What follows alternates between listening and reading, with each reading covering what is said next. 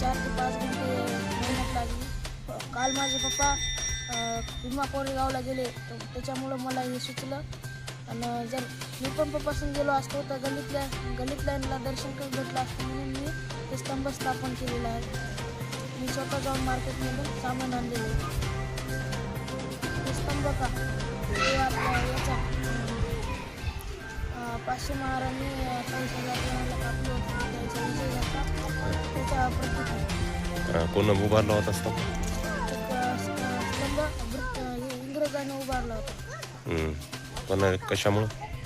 आपली विजय झाली म्हणून. बरं, त्याला ते कुठं आहे स्तंभ? स्तंभ पुण्यामध्ये भीमा कोरेगावला. बरं, लोकांना काय आव्हान करणार? लोकांना एवढंच की आपण जावं, दर्शन घ्यावं. बरं, हे कुठं आहे हे तू जे उभारलंस ते कुठं आहे, याचा ॲड्रेस काय? पुणे, महाराष्ट्र, पुणे, भीमा कोरेगाव. बरं, आणि हे जे तू तयार केलास विजय स्तंभ ते कुठलं आहे? हे तुझा ॲड्रेस काय आहे? परभणी, कारेगाव रोड, कपिलनगर. बरं.